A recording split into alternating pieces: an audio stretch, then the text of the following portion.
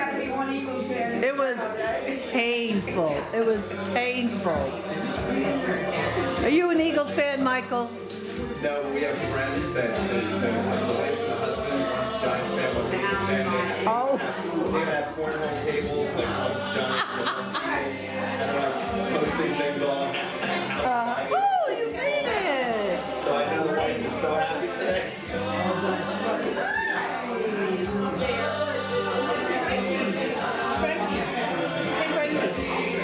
Frankie, remember Iris? Hey, my I'm so glad you're here. I'm glad you're here.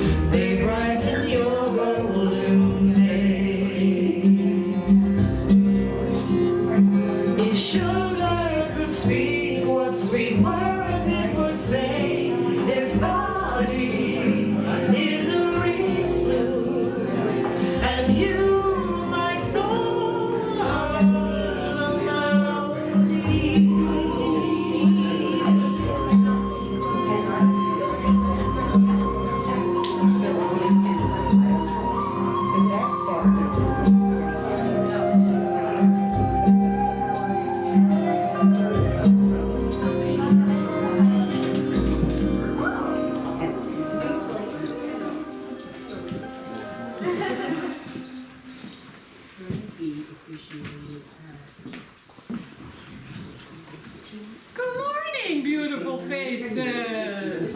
Beautiful face. Welcome to the Center for Spiritual Living Morristown. I'm Frankie Timmers, the spiritual director here. And I'm so excited about today because I get to sit and listen. And I get to sit and listen to a special teacher, a special person, my prayer partner.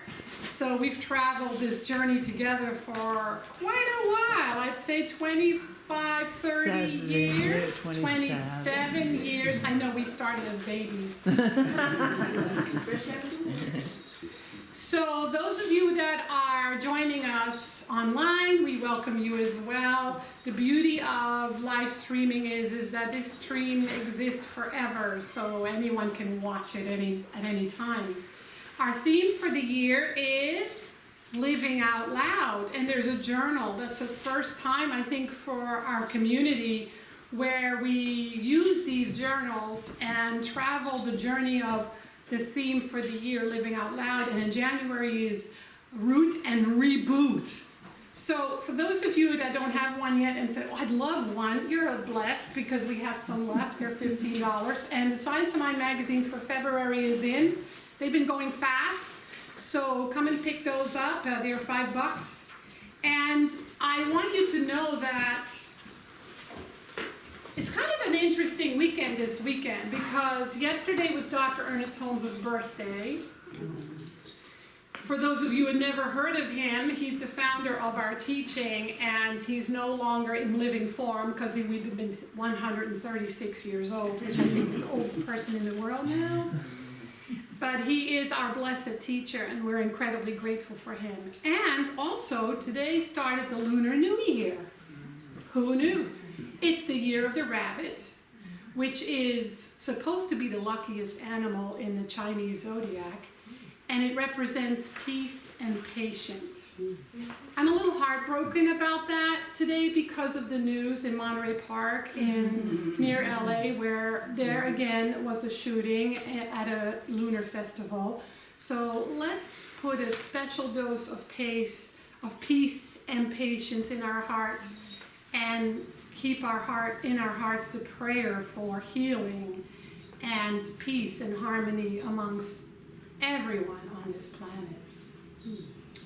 So before I forget, I also want to tell you that we have some yoga lovers in our community. And you're also blessed because on Tuesday, Steve Tarsitano teaches Kundalini Yoga online. Anyone can do that. Even if it's hard for you to do yoga, he will give you alternate postures like sitting in a chair. And it's really fun to do it online. Lori is always there. I'm usually there. We have some regulars. And it's on a love offering basis. You do need to sign a waiver the very first time. So if you're not on our email list and don't receive our weekly emails, where that is, then let me know and we'll add you to the list and you can join us. Okay, so we're going to start now with a Namaste practice, which I'll explain in an opening treatment, and then I'll introduce Reverend Michelle. So, Namaste is a single word that stands for the divinity in me blesses the divinity in you. So put your hands together, and just for a moment, bless somebody next to you or behind you or in front of you with a Namaste. Namaste. Namaste.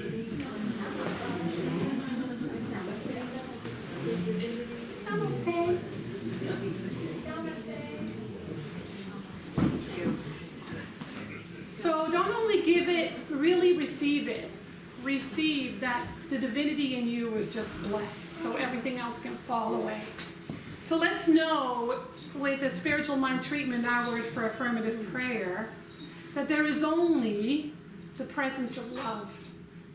There's only the truth making itself manifest by means of life since the beginning of time. And we are on the receiving end of this universal life, this infinite presence, this divine love. And so each of us, in our own unique way, are simply opening to this flow of love, allowing it to sweep away anything that isn't love, and allowing this idea of being an instrument for divine love to expand, to grow, and to be the guidance that we receive from within. So today we celebrate the basic principles of the Science of Mind teaching as we explore the first 4 chapters of the Science of Mind textbook, and Reverend Michelle blesses us with the God machine, what it does. And so we open our minds and our hearts and our bodies and our souls to the experience at hand, trusting that we are receiving whatever it is that we need to receive, and we leave behind whatever it is we're ready to leave behind. And that is worthy of gratitude. And so it is. And so it is. So Reverend Michelle showed up at Center for Spiritual Living Morristown with a big belly. Or was it before that belly? It was before the It was belly. before the belly. And during her studies, she gave birth to Seth, her son, who's now 27. And Michelle was one of these people that said yes to everything. She served, she studied, she worked her own consciousness. She was on the board, she was a volunteer, she kind of like did a little bit of everything, and she was a true blessing to our spiritual community at that time. And then she had the courage and the guidance and the wisdom to start a work of her own. And here she is 20 years later with a spiritual community called Center for Spiritual Living North Jersey. That is a blessing in that area, a blessing to her and a blessing to all who know her. So we are blessed today to receive her wisdom as she shares on the topic, the God machine. Come on up, Michelle. Good morning, all. Good morning. I should say good morning, family, because you are just the family, brothers and sisters and cousins of a, oh, hello. Sorry, just seeing some familiar faces. How sweet is that? Because I haven't been around here in a while. Can this get lower by No. chance? No. Okay, that's the way it is. It's on. So anyway, good morning, and I'd like you to repeat after me, if you will, please. Today is the most glorious day of my life. Today is the glorious day of my life. And try this one. I am the place where love resides. I am the place where love Does that resides. feel good? Yes. And that is how you use the God machine. You use it by setting yourself up in a powerful, positive way. So I called it in the description, I said, there's a mystical, magical, albeit scientific machine that accepts your desires, acts upon them, and delivers them. And I have really no idea how that works. But I'm not also concerned, although it's a problem for me a little bit because I was born into metaphysics, never knew anything but metaphysics. I'm not a recovering anything that I hear some people mention, and I'm not trying to be a smart person. Seems in my community I would have said it, but I'll be nice here. So I'm not a recovering religious. I'm not a recovering Catholic. I'm not a recovering Christian. I never had that. And so the beauty is very specifically of me landing in CSL North Morristown was that Frankie, one of the unique qualities of Frankie, which continues in our prayer partnership, is that we share the fact that we do not let anything distract us from principle. Yes. Principle first, principle only. Glorious, powerful, wonderful principle. And that's not easy for all people. It's not easy in today's world. We get distracted. And if you do any of these things, keep doing them. But sometimes they can be a distraction from principle. Sometimes we're distracted by other methodologies, from things like channeling and tapping and this and that, and that's fine. But it's better to do it with principle in mind. With principle. Because when you keep principle first, nothing can interrupt that. Nothing.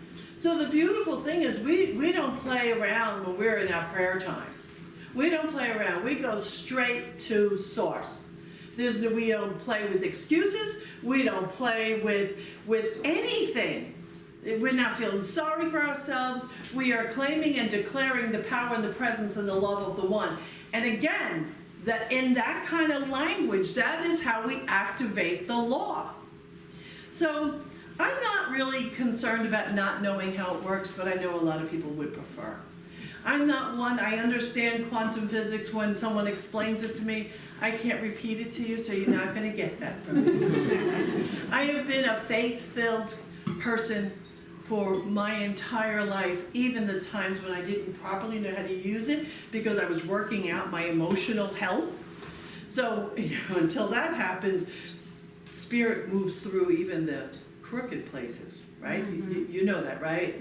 So that's why we take care of the vessel, not just the physical body of the vessel, but the emotional body of the vessel and the spiritual body of the vessel. But the machine itself is a finely tuned, well-oiled, perfectly calibrated, responsive machine that senses your thoughts, both spoken and unspoken.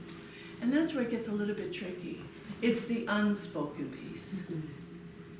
And it's not, that is really the part where things get expert, where you have to become an expert in the study. Because it's easy to walk around saying, I am whole, perfect, and complete. God loves me as I am. I am here to have a glorious life of abundance and on. Great, right? But if at the same time I am bitching, moaning, complaining, finding fault, deciding why the world is going to hell in a handbasket, and that's what's hovering in my mind, in the back of my mind, in what I call the voice behind the voice, or in my subconscious, guess what? That starts to seep into the place where God meets us. Good God meets us at all levels of our being, and you can't fool it. You can't work around it. It's all of you. It's not just the conscious of you. It's not just the speaking out loud of you. I often compare it to when we are driving in a car. I don't know if any of you have ever been guilty of this. Do you ever drive in a car and you think no one's listening? So that's your time to complain or, just emote. You ever do that? Well, nobody's here. I got news for you. God's listening. Now let's take God out of the sky. You know I don't mean that. You know I don't mean a man or a woman. But the intelligence of God is still availing itself. You and I cannot afford to use mislanguage. We cannot afford to speak harshly about ourselves. We cannot afford to speak harshly about another. You can't even afford to speak harshly about a politician. As tempted as you might be, as righteous as you might feel, as wrong as certain behaviors appear to be, that activity creates this toxic activity inside of us. And spirit it's because it's automatic, it is not saying, well, I know Laura doesn't really mean that. She doesn't really mean that. She's not, I won't respond to this part of her, I'll respond to that. You are the collective of you. I was in Asilomar, and I was chatting with a colleague many years ago now. So still a minister, still a fairly young minister, not young, I was never a young minister, I was just young in ministry. And I was chatting with her about, my problems. And she looked at me, she started correcting my language right away, and I was like, I didn't realize how right she was. It really took me a number of years to get how if I want the life I want, I must be diligent over my language, diligent over my thinking, diligent over my pondering, diligent over my daydreaming. Because it's the all of me, it's the all of you. So I want to tell you a story,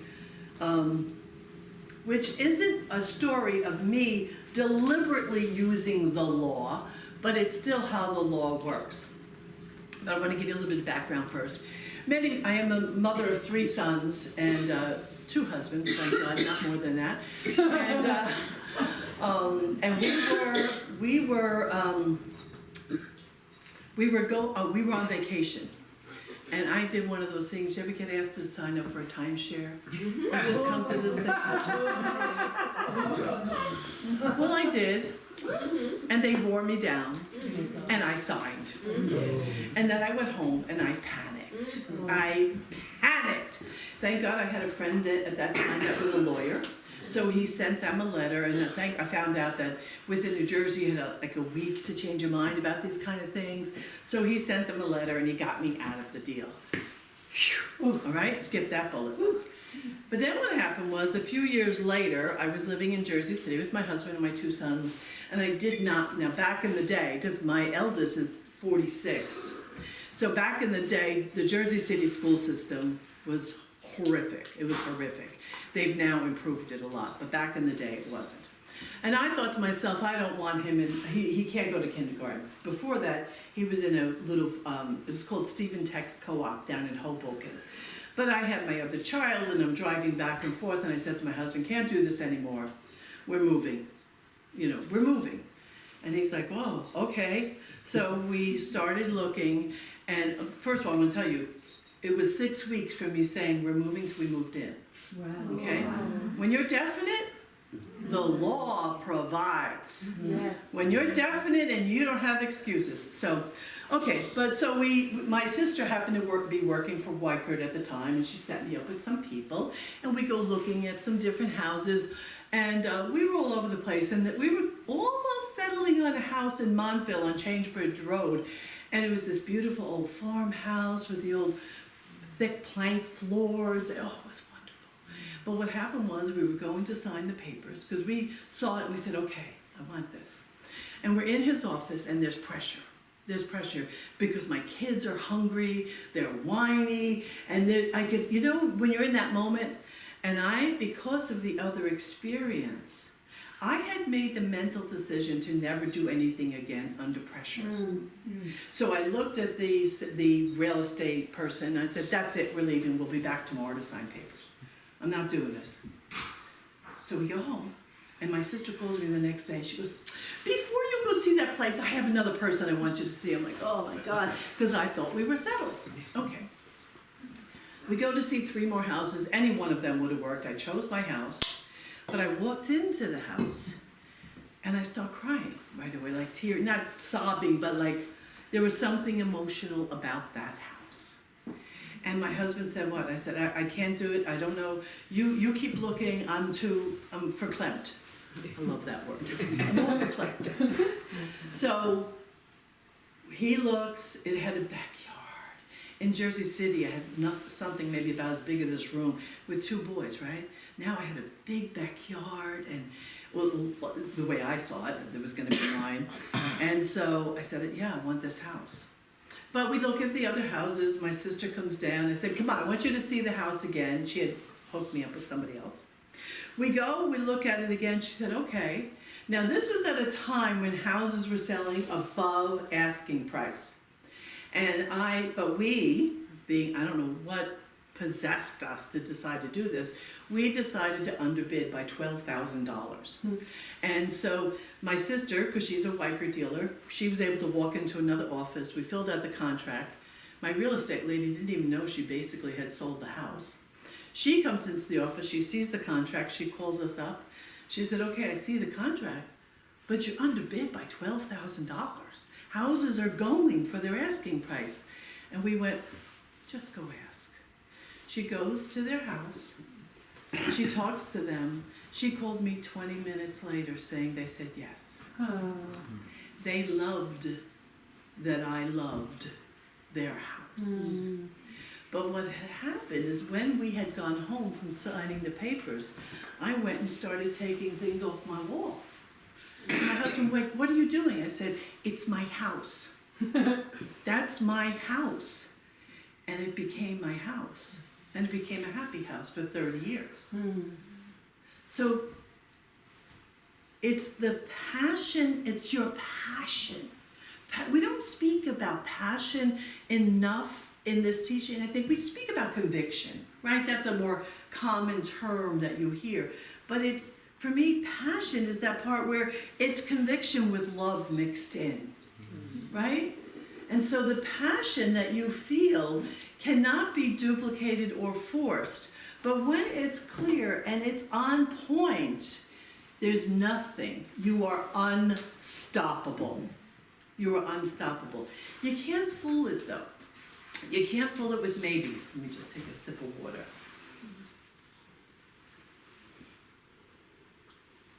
You can't fool it with maybes.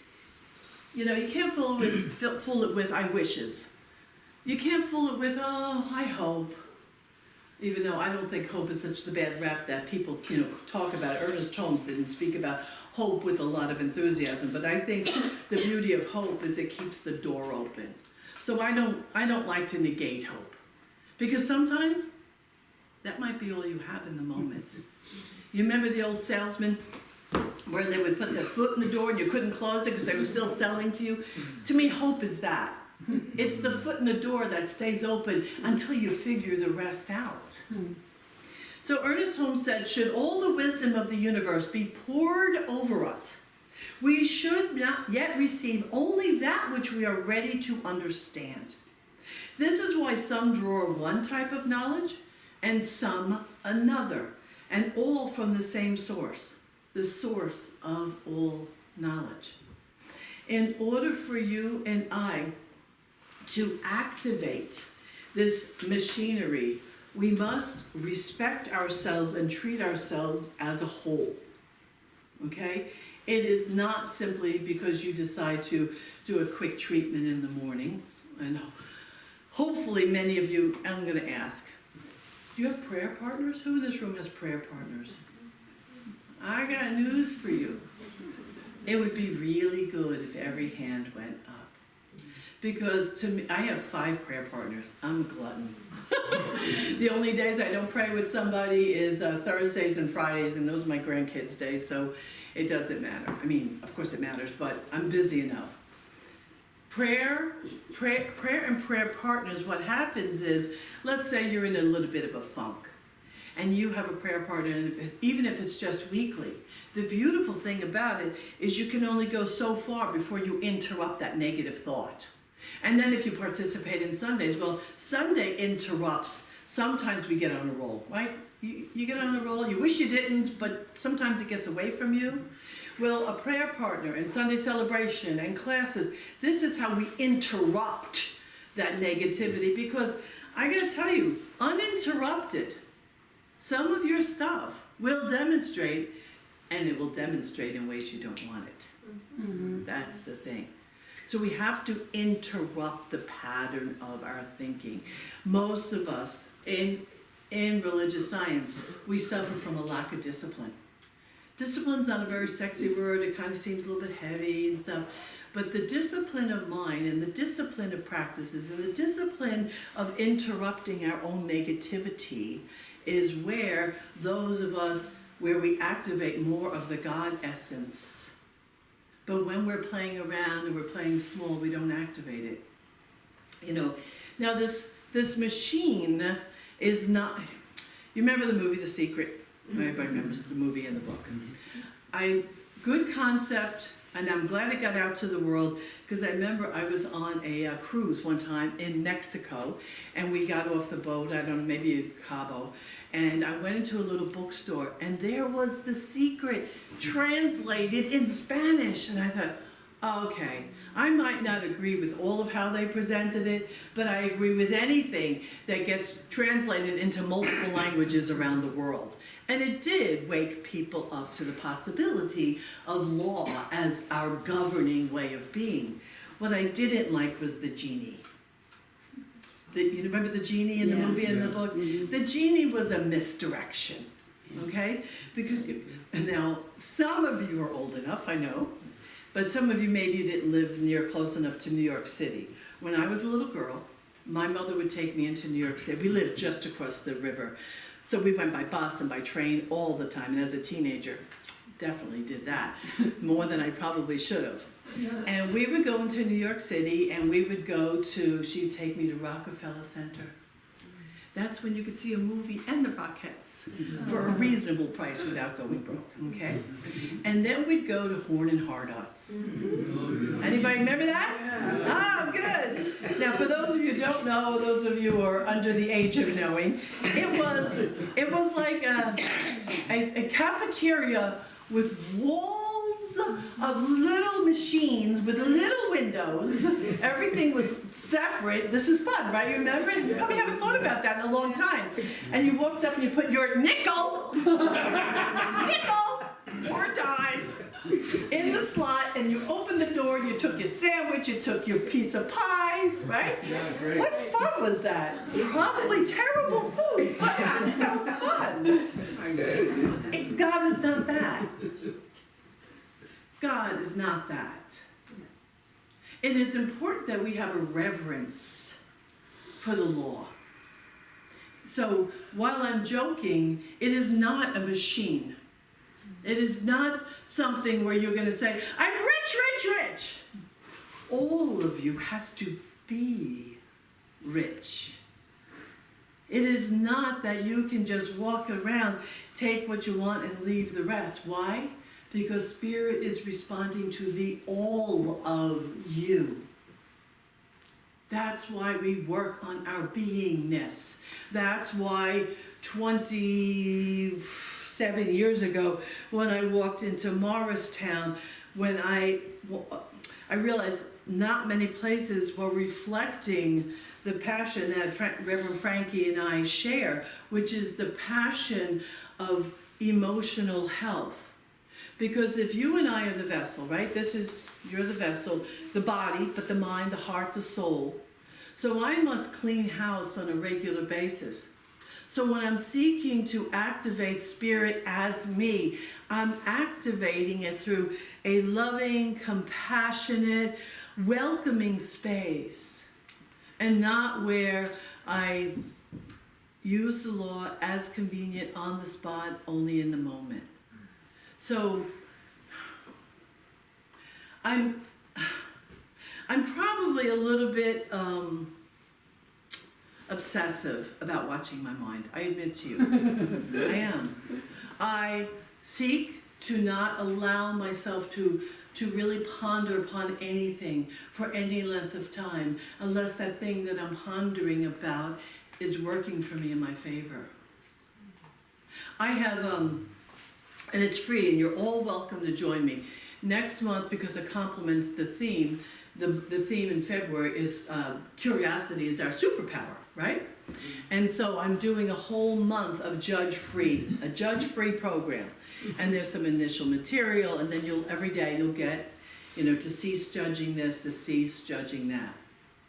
Because what we do not realize is a mind that's busy with being judgmental is not the same mind that is conducive to self-love, self-healing, self-confidence. It interrupts the judgment, and the righteousness in our judgment interrupts our being. Do you understand what I'm saying? Mm-hmm. So it's very important. And one of the things about the judge-free, and I do this in every practitioner class, actually all my classes, I almost always assign at the beginning of any class for people to watch their mind. Now, I want to be clear here. It's not that you have to stop judging someone who's harming you. You just have to stop being their victim. I will never tell you to be a doormat. I will never tell you to stay in a relationship that's harmful. But I will say, find your way around investing in the feeling of judgment. Because that feeling and that activity of mind is something that gets in the way of when we say, I'm whole, perfect, and complete. Life is meant to work for me on my behalf. I am blessed and so very blessed. All of my life is good and so very good. I am open. I am available. Flow through me, Spirit. Let me demonstrate and model a life of possibility. See, that consciousness, that flow gets interrupted if I'm saying, Oh, those politicians. Oh, my husband. Oh, my son. Oh, the dog. Oh, and I'm just judging and outrageous. It interrupts that.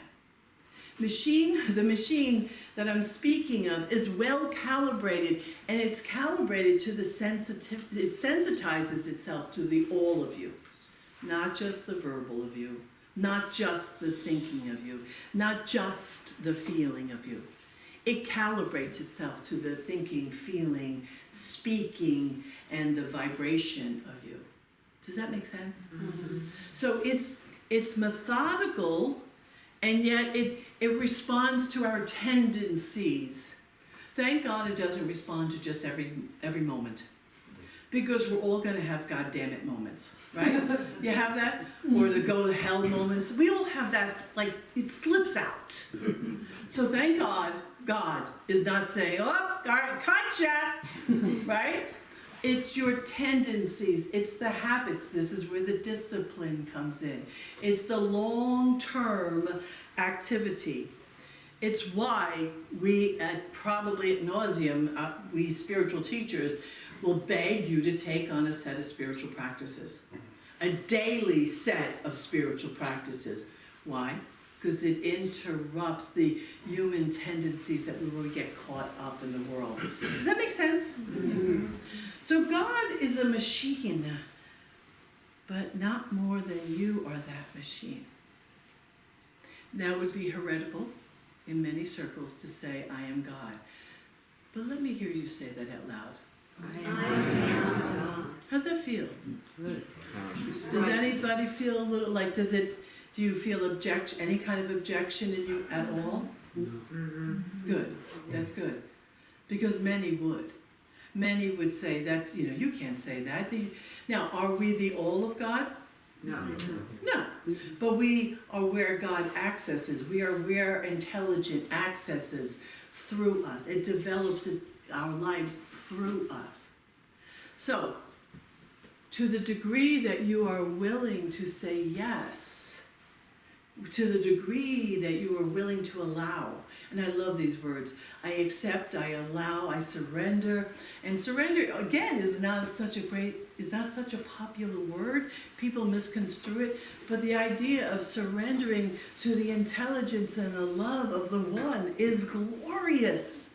It's glorious. We making sense? Mm-hmm. All right, let me take you into a quick little guidance. Something. I refer to my inner world and to your inner world as the inner landscape. So when I say inner landscape, what I'm referring to is just that internal, beautiful part of you that is your world, okay? So if you will, close your eyes, and what I'd love for you to do is to touch your body. I don't care where, but make contact with your body so your body knows you're listening. And so if you do this, you can stroke your face, you can stroke your hands, whatever, but it's to make contact while you're listening. Slip sweetly into that inner space, that inner sanctum, that inner landscape. Slip into it fearlessly. Go into this place where there's all beauty, all possibility. And see if you can gently navigate on that inner landscape till you get to the core of your being. This core has never been hurt, harmed, or injured in any way. It is the beauty of you, the strength of you. It is the source of your power. And it is right there under all the stories, under all the memories. It exists always. So see if you can gently find that place. And if and when you do, imagine it to be like a pool of water, the living waters of spirit. And safely, you're in an imagination, so even if you're afraid of water, you don't have to be. Dive into those living waters. Dive into them. You might want to drink it. Bathe in the purity of your own being, remembering that this essence of you has never been hurt, harmed, or injured in any way. Let the waters flow over you and let it carry away any doubt, any fear, any toxic anything. Let it carry away anything, leaving only the purity of your being, basking and bathing in these living waters. Oh, how sweet it is. The temperature is perfect. The sun is shining. And you are free and wildly and wonderfully alive. Yes?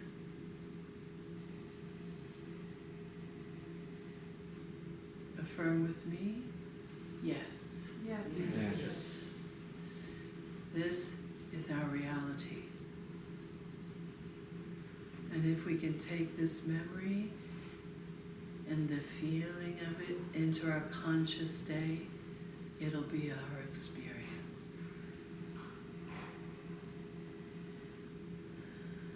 So when you're ready, you can rise up out of that body of water. Take that feeling with you. And let that feeling pave the way for your day. Yes? Yes. Yes. Yes. Thank you. So it is. So it is.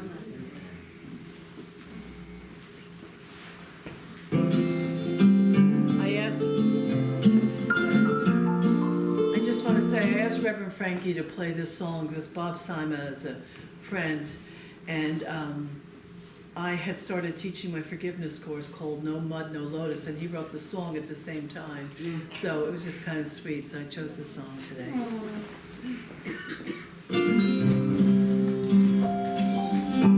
No mud, no lotus. Haven't you noticed the patterns of the pain in your past? The things that broke you also woke you with the questions you needed to ask. The sleepless nights and the dizzying heights and the dreams, some of which came true. Tough breaks, heartaches, perfect mistakes created this version of you.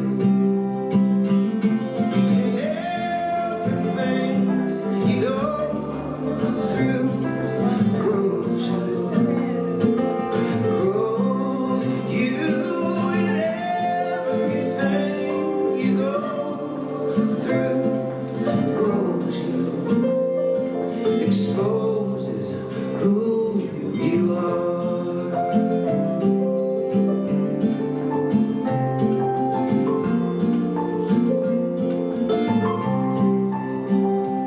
If it hurt, it made you softer. If it was hard, it fueled the hunger. If it touched you, your heart took hold.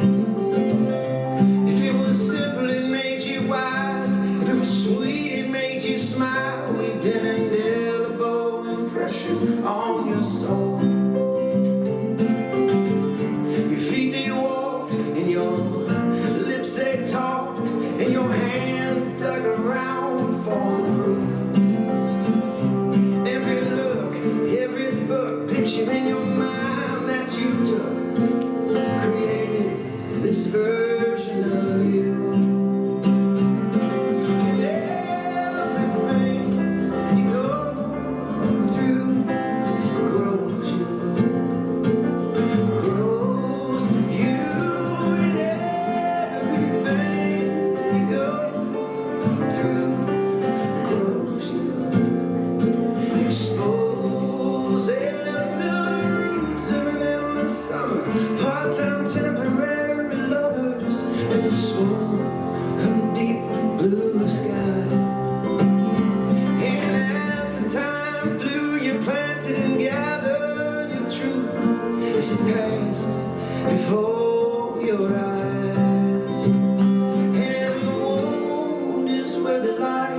gets in, revealing the masterpiece just beneath the skin.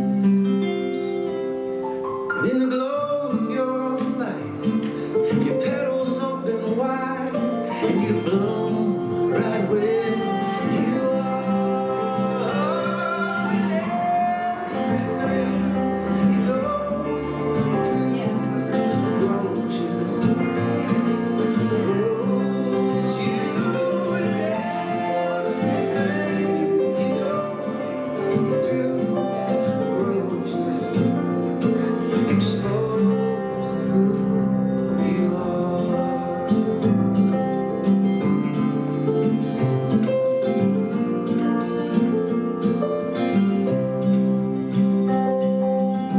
No man, no notice, haven't you noticed the patterns of the pain in your past?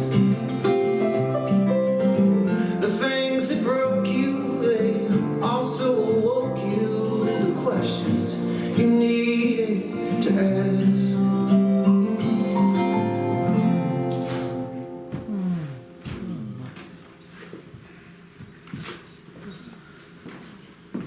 Everything you go through grows you. Thank you, Reverend Michelle. That's just awesome. Yes!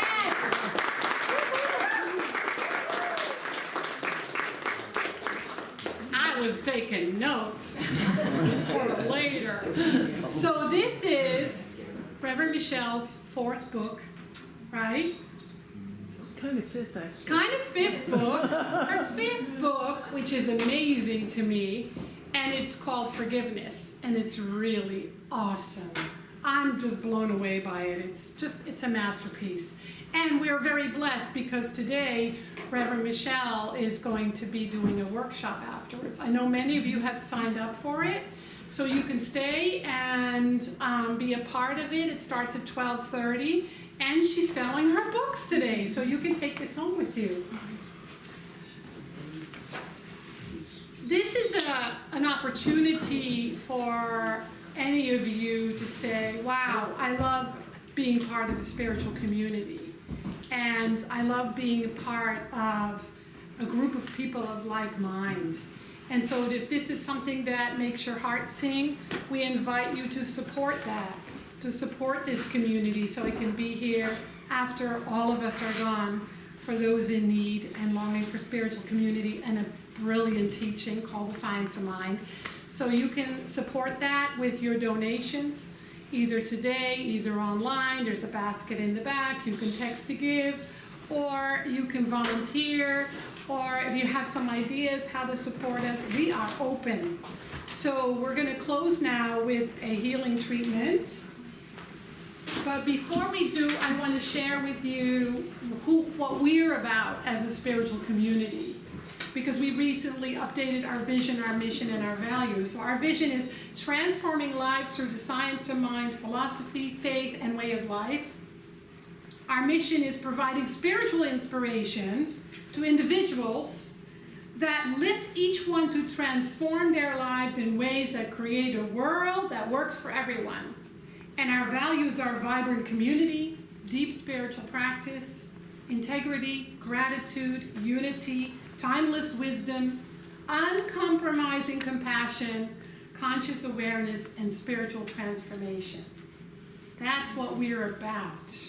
And that's why you're here, whether you realize it or not. So we will have a social hour today because of the workshop happening, and so enjoy that. Thank you everybody who brought snacks to share. And now we'll have Michelle closing us with a healing treatment. I'd like to ask you to stand. You've been sitting for a minute, right? And if you're willing to hold someone's hand, please do so. It's just so great to have that vibration. And I understand that you might not, no problem.